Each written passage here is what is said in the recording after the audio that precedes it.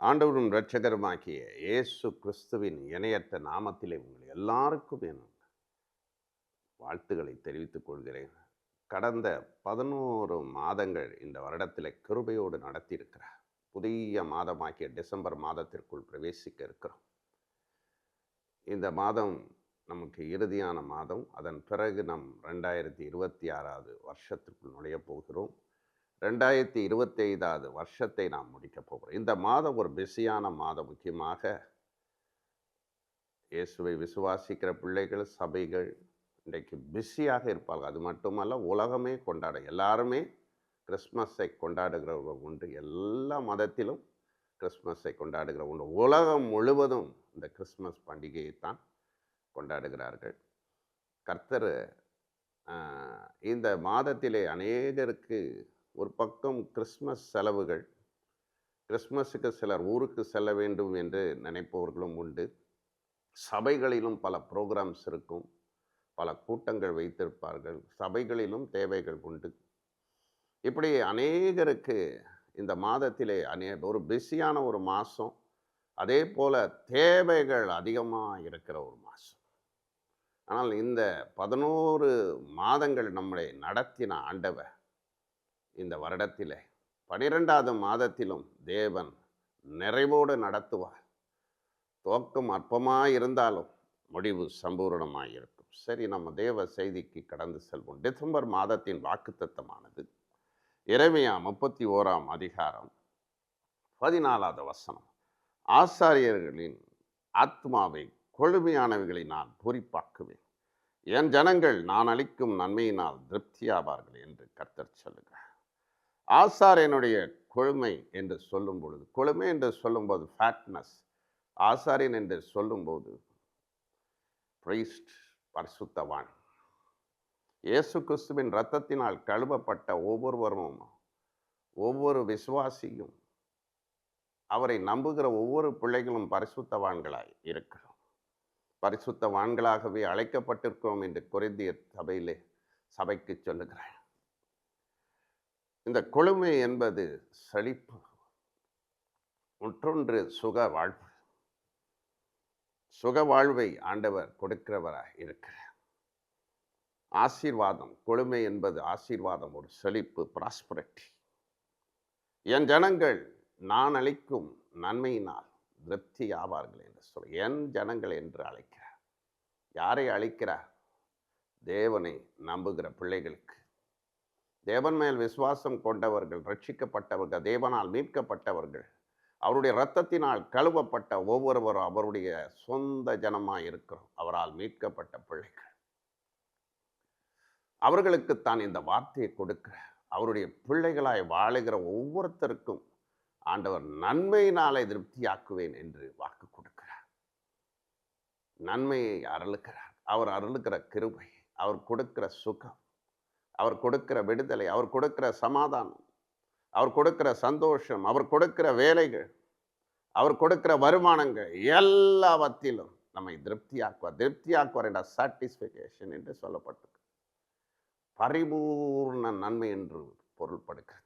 திருப்தி என்று சொல்லும்போது அது பரிபூர்ணத்தின் காரியம், நிரப்புகிற ஒரு காரியம், ஓவர் ஃப்ளோயிங் பிளஸிங். இந்த பரிபூர்ணத்திற்கு மற்றொரு பெயர் தான் சாட்டிஸ்ஃபிகேஷன். சாட்டிஸ்ஃபை பண்ணுவார். இந்த மாசத்திலே ஒவ்வொரு காரியங்களிலும் சாட்டிஸ்ஃபைடாக இருக்கும்படி கிருபை செய்வார். இன்றைக்கு நிறைய பேருடைய பிஸ்னஸில் ஒரு நிறைவு இல்லை. இந்த வருஷத்தில் கூட நிறைய பேர் நிறைவில்லாமல் வாழ்ந்திருக்கிறார்கள். வருமானத்தில் நிறைவில்லை, குடும்ப வாழ்க்கையிலும் நிறைவில்லை. அநேகருடைய வாழ்க்கையில் ஒரு நிறைவில்லாத வாழ்க்கை வாழுகிறார்கள். படிப்பில் நிறைவில்லை. நிறைய பிள்ளைகளுக்கு படிக்கிற படிப்பு, கோர்ஸுகள் நிறைவில்லை. செய்கிற வேலை நிறைவில்லை. வருமானங்கள் பத்தவில்லை. வருமானங்களில் ஒரு நிறைவில்லை. ஆனால் ஆண்டவர் சொல்லுகிறாய், நான் அளிக்கும் நன்மையினால நான் அவங்களை திருப்தியாக்குவேன். எப்படி நம்மளை ஆண்டவர் திருப்திப்படுத்த போகிறார், இதை குறித்து இன்றைக்கு நான் பேச போகிறேன்.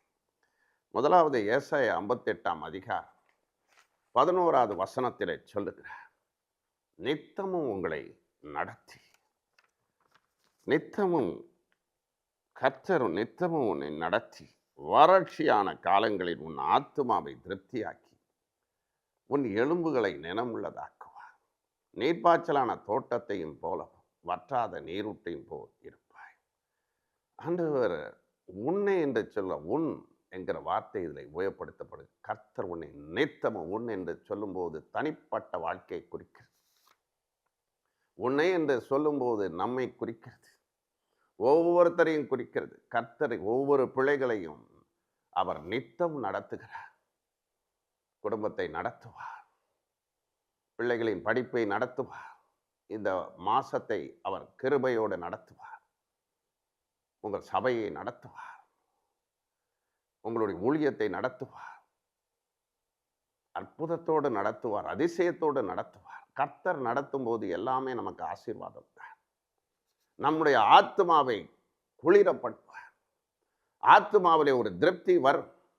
திருப்தியாக நடத்துவார், தேவைகளை சந்திப்பார், ஒவ்வொரு காரியங்களும் அற்புதமான விதத்திலே நடத்துவார். நித்தம் என்று சொல்லும் போது எப்பொழுதுமே நடத்துவார். கடைசி பரியந்தம் நம்மளை நடத்துகிறது. எவர் லாஸ்டிங். நம்மை ஆண்டவர் கைட் பண்ணுவார், வசனத்தின் மூலம் கைட் பண்ணுவார். பரிசுத்த ஆவியானவர் மூலம் நம்மளை நடத்தும் போது, அவருடைய பாதையிலே நாம் நடந்து செல்லும் போது, அவர் எப்படி நடத்துகிறாரோ அதன்படி நடக்கும் பொழுது நம்முடைய ஆத்மாவிலே ஒரு திருப்தி. மகா வறட்சியான காலங்கள் என்று சொல்லுகிறார். இன்றைக்கு பார்க்கும்போது எங்கும் வேலை இல்லை, வருமானங்கள் குறைவுகள், நெருக்கங்கள், நெருக்கடிகள் மத்தியிலே தான் நாம் வாழ்கிறோம். வறட்சியான இன்னைக்கு வாழ்க்கை தான். எத்தனையோ பேருடைய வாழ்க்கையில வருமானம் இல்லை. நிறைய சர்ச்சஸ்ல கூட இன்னைக்கு வருமானங்கள் கிடையாது. கஷ்டப்படுகிறார். கிராமங்களிலெல்லாம் வறட்சி. ஆனால் இந்த வறட்சியான காலத்திலும் கூட தேவன் நம்மளை நீர்ப்பாய்ச்சலான தோட்டத்தையும் போல, வற்றாத நீரூற்றையும் போல் வைக்கிறார். அதுல சொல்றார், உன் எலும்புகளை நான் நினமுள்ளதாக்குவேன் என்றார். அது கர்த்தர் நம்மளை நடத்தும் போது சுகவாழ்வதான் துளிரப்படுவார். நித்தமும் நம்மளை நடத்துவார், டெய்லி நடத்துவார், டெய்லி அற்புதம் செய்வார், டெய்லி வழிகளை திறப்பார், வாசல்களை திறப்பார். நீர் பாய்ச்சலான தோட்டத்தையும் போல, வற்றாத நீரூற்றையும் போல நம்ம வாழும்படி செய்வார். அது வற்றி போகவே போகாது. எப்பொழுதும் நீரூற்று என்று சொல்லும்போது புதிய புதிய ஆசீர்வாதங்கள், தேவனுடைய நன்மைகள், அது ஒரு நாளும் குறைந்து போகவே போகாது. அது எப்பொழுதும் வற்றாத ஒரு நீரூற்று. அது மட்டும் இல்ல, நீர்ப்பாய்ச்சல் உண்டாகும். நீர்ப்பாய்ச்சல் என்பது செழுமையான ஒன்று. ப்ராஸ்பரிட்டியோட ஆண்டவர் நடக்கும். ஒருவேளை இந்த வருஷத்துல நீங்க வறண்டு போன வாழ்க்கை வாழ்ந்திருக்கலாம். இந்த டிசம்பர் மாதத்தில் அவர் நீர்ப்பாய்ச்சலை அருள்வார். நீர்ப்பாய்ச்சலான தோட்டம் போல உங்க ஆத்மாவை திருப்தியாக்குவார். உங்க குடும்பத்திலே நீர்ப்பாய்ச்சல்கள் வரும், வேலை ஸ்தலத்திலே நீர்ப்பாய்ச்சல்கள் வரும், உங்கள் வியாபாரத்திலே நீர்ப்பாய்ச்சல்கள் வரும். தேவன் அதை செய்வார். ஆனால் அவர் வழியில நம்ம நடக்கணும். அவருடைய வழிநடத்தலை. யாருக்கு இந்த வழிநடத்தலை? ஜெபிக்கிற பிள்ளைகளுக்கு, வேதத்தை படிக்கிறவர்களுக்கு, விசுவாசத்தில் வாழ்கிறவர்களுக்கு, தேவனை பிரியப்படுத்துகிற பிள்ளைகளுக்கு அவர் நீர்ப்பாய்ச்சலையும் தருவார். வற்றியே போகாது. எப்போதுமே அற்புதம் தான், அதிசயம் தான். அதைத்தான் அவர் செய்வார். இரண்டாவது காரியம், நம்ம சம்பூர்ணமாய் சாப்பிட அருள் புரிவார். சம்பூர்ணமாய் சாப்பிட்டு அதிசயமாய் நடத்தி வந்த கர்த்தருடைய நாமத்தை துதிப்பீர்கள். என் ஜனங்கள் ஒருபோதும் வெட்கப்பட்டு போவதில்லை என்று யோவேல் 2:26 சொல்கிறார். ஒருபோதும் வெட்கப்பட்டு போவது, சம்பூர்ணமாய் சாப்பிடும்படி செய்வார். நம்மளை அற்புதமான விதத்திலே தேவன் போஷிப்பார், நிறைவோடு நடத்துவார். இன்றைக்கு நிறைய பேருடைய வருமானத்திலே நிறைவில்லை. யோவேல் நாட்களிலே இஸ்ரவேல் ஜனங்கள், தேவ ஜனங்கள், பயங்கரமான ஒரு வறட்சியை காணப்பட்டது, வெறுமை காணப்பட்டது. எல்லாவற்றையும் அவர் இழந்து போனார்கள். லேண்டெல்லாம் இழந்து போனார். காரணம், தேவன் ஒரு சில காரியங்களை அனுபவித்தார். அவர்கள் மனம் திரும்பாததினாலே சில ஜாதிகள் அனுப்பினார். வெட்டுக்குழிகள், பச்சை கிளிகள், முசுக்கோட்டை பூச்சிகள், பச்சை புழுக்கள், அதை பட்சித்த வருஷத்தின் பலனை நான் திரும்ப அளிப்பேன் என்று சொல்லுகிறார். அதெல்லாம் அழித்து போட்டது.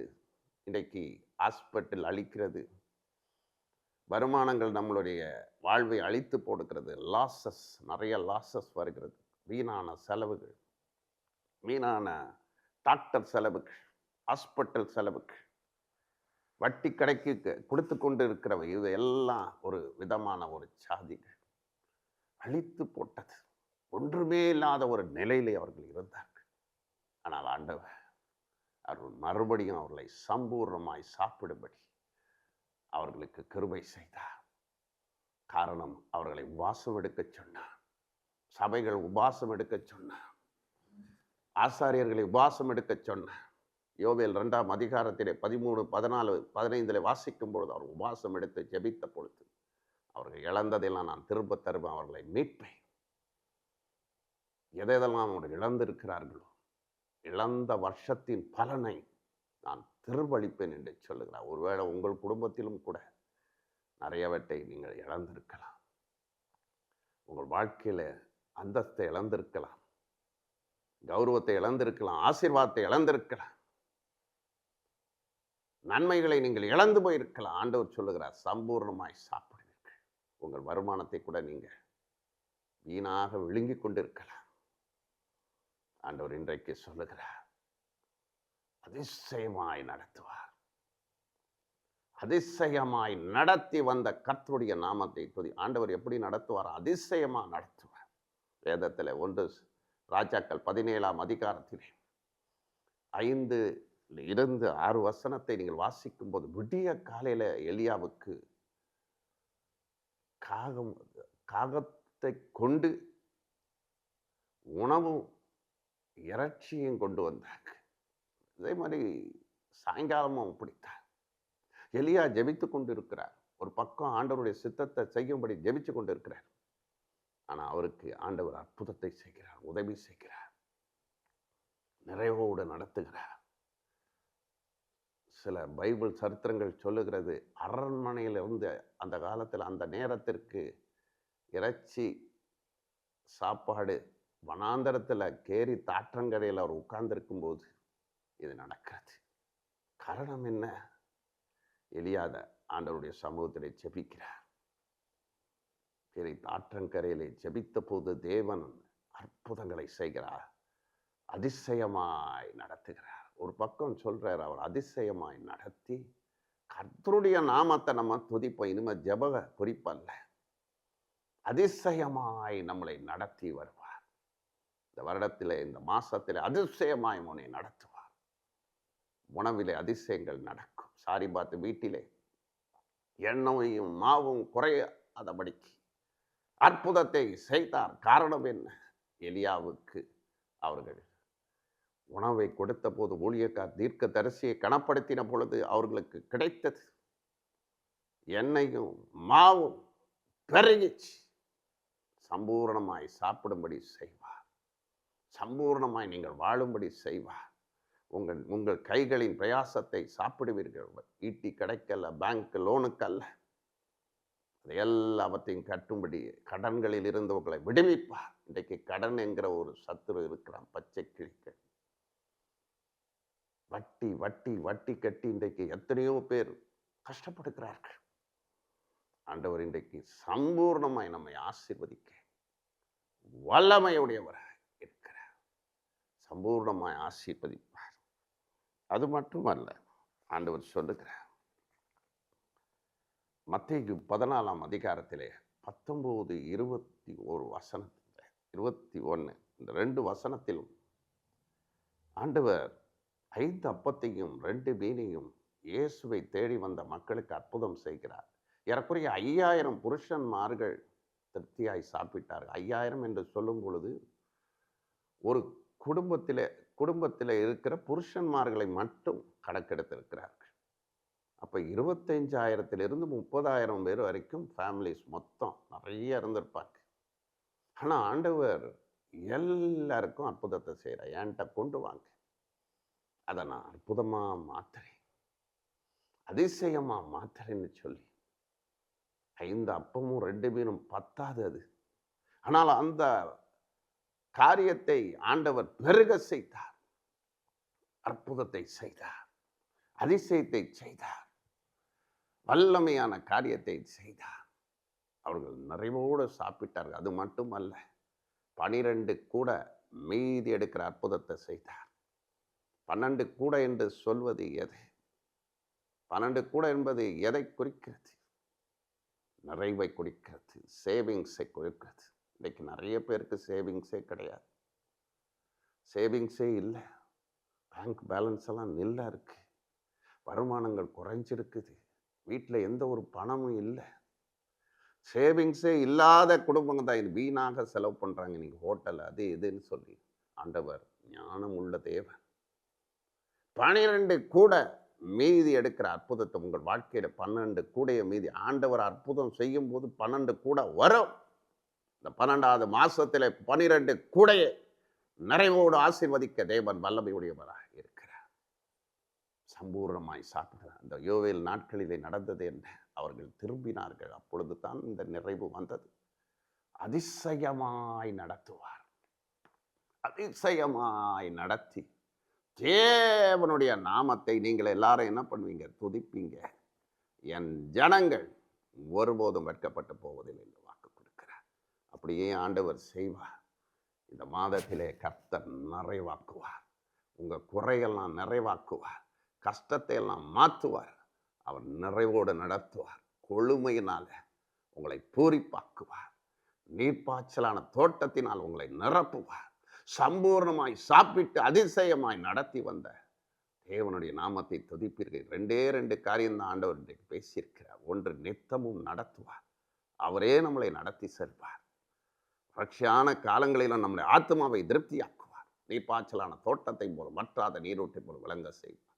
அது மட்டுமல்ல, நம்மளை சம்பூர்ணமாய் சாப்பிட்டு நம்ம இழந்த வருஷத்தெல்லாம், ஒருவேளை இந்த வருஷத்தில் நிறைய காரியங்களை, நிறைய ஆசீர்வாதத்தை நீங்கள் பிசாசு பறிச்சிருக்கலாம். தரித்திரங்கள் உங்கள் வாழ்க்கை, தரித்திரத்தின் ஆவிகள் செயல்பட்டிருக்கலாம்.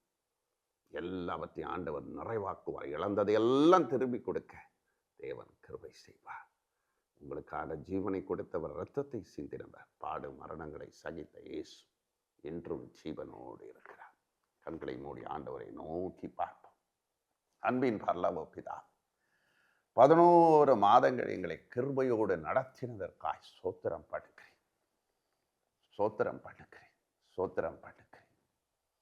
12வது மாதத்திற்குள் நாங்கள் பிரவேசிக்கிறோம். இஸ்ரவேல் ஜனங்கள் 12 நீரூற்றுகளை 70 பேரிச்ச மரமாக்கி ஏலிமுக்குள்ள வந்தது போல இந்த மாசத்துல நீ ஏலிமுக்குள்ள ஒவ்வொருவரையும் நடத்த போவதற்காய் நன்றி. 12 நீரூட்டை கொடுப்பதற்காய் நன்றி. 12 ஹல்லேலூயா, ஹல்லேலூயா, ஹல்லேலூயா. 12 கூடையை எங்களுக்கு கொடுப்பதற்காய் நன்றி. மிச்சம் எடுக்கிற, மீதி எடுக்கிற அற்புதங்களை செய்வதற்காக நன்றி. இந்த மாதத்தை நிறைவோடு நடத்துகிறீர். ஹல்லேலூயா, ஹல்லேலூயா, ஹல்லேலூயா. ஒரு சம்பூர்ணம் இறங்குகிறது ஒரு குடும்பத்தின் மேல. தேவனுடைய ஆசீர்வாதம் பரிபூர்ணமாய் இறங்குகிறது. எல்லா தடைகள் உடைகிறது. எல்லா நெருக்கடிகள் மாறுகிறது. இந்த கிறிஸ்துமஸ் நாட்கள்ல அநேக குடும்பங்களை தேவன் ஆசீர்வதிக்கிறார். ஒரு பரிபூர்ணம் இறங்குகிறத நிரப்புகிறார். சபை மேல பரிசுத்த ஆவியானவர் இறங்கி கொண்டு இருக்கிறார். நிறைய சபைகளிலே தேவைகளை கர்த்தர் சந்திக்கிறார். பரத்திலிருந்து ஒத்தாசைகள் வருகிறது. தேவ கரம் நீட்டப்படுகிறது. ஓ ரபாலா சந்தரா தபாலபரபரபா. எல்லா கட்டுகள் விடுதலை ஆகிறது. சாபத்தின் வல்லமைகள், தரித்திரத்தின் ஆவிகள், வீணான செலவுகள், மருத்துவ செலவுகள் எல்லாம் நீங்குவதாக. ரிப்பேர் செலவுகள் நீங்குவதாக. தேவனுடைய வெளிச்சம் பிரகாசிக்கிறது இந்த நாட்கள்ல. இந்த ஹல்லேலூயா. இந்த வருஷத்தின் முடிவில் நிறைய இருள் காணப்படுகிறது. ஓ ரீமாலா ஹந்தரா ஷபர. அநேக குடும்பங்கள்ல ஜீவன் இறங்குவதாக. மரண இருளின் வல்லமைகளை கட்டி செபிக்கிற இயேசு கிறிஸ்துவுடைய ரத்தம் ஊற்றப்படட்டும். ஒவ்வொரு குடும்பம், ஒவ்வொரு ஆத்துமாவின் மேலே ஜீவன் இறங்குவதாக. ஒவ்வொருட ஆத்துமாக்களும் வாழட்டும் ஐயா, வாழட்டும். நீக்காலாமா. சுக வாழ்வு துளிரட்டும். ஹல்லேலூயா, ஹல்லேலூயா. ஹை பிபி எல்லாம் இன்றிலிருந்து அற்புதம் நடக்கிறது நடக்கிறது நடக்கிறது. ஹல்லேலூயா. கால்களிலே காணப்படுகிற பலவீனங்கள் இன்றைக்கு கால்களிலே ஒரு பலன் இறங்குகிறது. நிறைய பேர் வியாதியோடு போராடுகிறார்கள். சிலர் வாழ்க்கையோடு போராடி கொண்டிருக்கிறார். எத்தனையோ ஊழியக்காரர்கள் இன்றைக்கு பலவீனத்தோடு இருக்கிறார்கள். ஆண்டவருடைய சுகமளிக்கிற வல்லமை இறங்குவதாக. மூச்சு திணறல் வியாதிகளை சுகப்படுத்துவீராக. இடுப்பு பலவீனங்கள் நீங்கி போவதாக. கட்டுகள் உடைவதாக. மந்திர சக்திகள் நிர்மூலமாவதாக. இந்த கிறிஸ்துமஸ் நாட்களிலே நடக்கிற ஊழியங்களிலே தேவ மகிமை இறங்குகிறது. சுவிசேஷன் மொழி அநேகரை பிரகாசிக்கிறது. அந்த கூட்டங்களில் எல்லாம் தேவ மகிமை இறங்குகிறது. எல்லா கட்டுகள் தெரிவிக்கப்படுவதாக. வீடுகளிலே இருக்கிற அசுத்தாவிகள் விலகி போவதாக. இச்சை ஆவிகள், விபச்சார ஆவிகள், வேசித்தனத்தின் ஆவிகள், சில பாவத்தின் கட்டுகள் அருந்து போவதாக, அருந்து போவதாக. இயேசுவின் இரத்தத்தை நான் தழைக்கிறேன் ஆண்டவரே. இந்த மாதத்திலே தேவன் சொல்லுகிறான், ஓரி மதர துராபாக்கரவா, நிறைவோடு நடத்துவே, கிருபையோடு நடத்துவே, பலத்தோடு நடத்துவே. அநேகரை நாம் பலப்படுத்துகிற என்னுடைய பாதுகாப்பின் கரங்கள் இறங்குகிறது. என்னுடைய பரிசுத்த இரத்தத்தை ஒவ்வொரு வீடுகளின் மேலும் நான் ஊற்றி கொண்டிருக்கிறேன். என் வல்லமை இறங்குகிறது. ராமாலா தீபாக்கரா தீபாக்கராமா. ஊருக்கு போகிற பிள்ளைகளுக்கு தேவைகள் சந்திக்கப்படட்டும் அப்பா. பிரயாணங்கள்ல ஹல்லேலூயா கிருபை இருக்கட்டும், பாதுகாப்பு இருக்கட்டும். அதுபோல ஆண்டவரை இயற்கையில தேவனுடைய அற்புத வல்லமை இறங்கட்டும். எலியாவின் தேவன் இறங்குவீராக. நம்மை போல பாடு உள்ள மனுஷனான எலியா செபித்த போது, ஆண்டவரே நீர் இயற்கையில அற்புதத்தை செய்தீரப்பா. அதுபோல ஆண்டவரே பயங்கர மழைகள் தண்ணி காணப்படுகிறது. இயேசுவே மனம் இறங்கும்படி செபிக்கிறேன். அதுபோல அநேகர் ஹல்லேலூயா வியாதிகளோடு போராடுறாங்கப்பா. வியாதிகளோடு போராடுறாங்க. ஆண்டவரே விடுவியும் விடுவியும், பாதுகாத்து கொள்ளும். எல்லா ஊழியக்காரல பரிசுத்தவான்களை பாதுகாத்து கொள்ளும் ஆண்டவரே. எல்லா பாஸ்டர்ஸ், எவாஞ்சலிஸ்ட், ஹல்லேலூயா மெய்ப்பர்கள், போதகர்கள், அப்போஸ்தலர்கள், தீர்க்கதரிசிகள் எல்லாருக்குள்ளேயும் கொள்ளுமைய கொடுப்பா. கொள்ளுமையனாலே ஹல்லேலூயா ஹல்லேலூயா பூரிப்பாக்கும் பூரிப்பாக்கும் பூரிப்பாக்கும். இயேசுவின் கரம் தொடுவதாக என்று ஜெபிக்கிறேன் ஆண்டவரே. பலர் வியாதிகளோடு கடைசி நிலையில கூட இருக்கிறாங்கப்பா. ஆண்டவரை ஜீவனை கொடும், சுவாசமுடைய சுவாசத்தின் வல்லமையை கொடுப்பா. ஆண்டவர் உம்முடைய சுவாச காற்றை ஒவ்வொரு தேவ பிள்ளைகள் மேலே கட்டளையிடும்படி ஜெபிக்கிற. கிட்னி ப்ராப்ளங்கள் சுகமடையட்டும். சிலர் கேன்சரோடு போராடி கொண்டிருக்கிறாங்க, சுகமடையட்டும் அப்பா. ஆண்டவரே எல்லா கட்டுகளும் உடையட்டும், சாபங்கள் நீங்கி போகட்டும். ஆண்டவரே உம்முடைய நியாய தீர்ப்புகள் வராதபடி காத்து கொள்ளுவீராக. ஆக்கினி தீர்ப்புகள் வராதபடி காத்து கொள்வீராக. உம்முடைய இரத்தத்தை பூசுகிற, உம்முடைய இரத்தத்தை தழிக்கிற. ஹல்லேலூயா ஹல்லேலூயா. உம்முடைய இரக்கம் கடந்து வரட்டும் அப்பா. இந்த மாசத்துல கடந்து வரட்டும் ஆண்டவரே. கிறிஸ்துமஸை ஆசீர்வதிப்பீராக. கிறிஸ்துமஸ் நிகழ்ச்சிகள் ஆசீர்வதிக்கப்படட்டும். ஒவ்வொரு பிள்ளைகளும் சந்தோஷத்தோடு, சமாதானத்தோடு, விடுதலையோடு கொண்டாட கர்த்தர் கிருபை செய்யும். வெளிச்சம் பிரகாசிக்கட்டும். தேவனுடைய சுடர்வெளி கடந்து வருவதாக. ஒவ்வொரு வீடுகளிலும் தேவனுடைய சுடர்வெளி கடந்து வருவதாக. பேரொளி கடந்து வருவதாக. இயேசுவின் நாமத்தில எல்லாருடையும் ஆசீர்வதிக்கிறோம் அப்பா. உடைய கிருபை சூழ்ந்திருக்க பண்ணும். எல்லா மகிமையும் துதியையும் கனத்தையும் கிறிஸ்து ஒருவருக்கே செலுத்துகிறேன். மீட்பரும் இரட்சகருமாய் இயேசுவின் மூலம் வேண்டுகிறோம் பரம்பிதாவே. ஆமீன் ஆமீன். கண்டிப்பாக லைக் கொடுங்க. அதுபோல இந்த யூடியூப் மூலமாக வருகிற இந்த மெசேஜ் உங்களுக்கு பிடித்திருந்தால் சப்ஸ்கிரைப் நிறைய பேர் பண்ணுறதுக்கு ஒரு சப்ஸ்கிரைப் பற்றி ஒரு கிளியர் கொடுக்க விரும்புகிறேன். நிறைய பேர் சப்ஸ்கிரைப் பண்ணாத காரணம் என்ன நினைக்கிறாங்கன்னா, நான் ஏதோ காணிக்க கேட்குறேன் அப்படிங்கிற மாதிரி நினைக்கிறாங்க. இது யூடியூப்பில் சப்ஸ்கிரைப்ங்கிறது பக்கத்தில் ஒரு லிங்க் ஒன்று இருக்குது. அதாவது அந்த லிங்கை நீங்கள் அழுத்தினீங்கன்னா என்னுடைய ஃபுல் மெசேஜஸ்ஸு மீட்டிங்குரிய காரியங்கள் எல்லாம் வரும். நிறைய நிறைய காரியங்களை என்னுடைய ஊழியத்தை குறித்து நீங்கள் தெரிந்து கொள்ளலாம். அதுக்குத்தான் இதை. அது இல்லாமல் தொடர்பு வைத்துக் கொள்ளலாம். அதுபோல் உங்களுக்கு தேவைகள், ஜெபம் எல்லாம் உங்களுக்கு தேவை என்றால், அல்லது எங்களுடைய மீட்டிங்கில் நீங்கள் கலந்து கொள்ள விரும்பினால் கூட, நாங்கள் என்னோட தொடர்பு கொள்ள விரும்பினால் பிரயோஜனமாக இருக்கும். அதனால் நீங்கள் உங்களுக்கு ஜெபம் வேண்டும் என்றால் என்னுடைய நம்பரில் நீங்கள் வாட்ஸ்அப்பில் ப்ரேயர் ரிக்வெஸ்ட்லாம் அனுப்பலாம். ஆண்டவர் உங்களை ஆசீர்வதிப்பார். இந்த டிசம்பர் மாதம் என்று சொல்லும்போது உங்களுக்கு எல்லாருக்கும் ஒரு முக்கியமான மாதம். அதனால் நான் என்னுடைய அன்பின் கிறிஸ்மஸ் வாழ்த்துக்களையும் ஆசீர்வாதத்தையும் நான் கூறுகிறேன். அதுபோல் அடுத்த 26வது வருஷத்தை உங்களுக்கு நன்மையினால் நிரப்பி ஆசீர்வதிப்பாராக. ஆமேன்.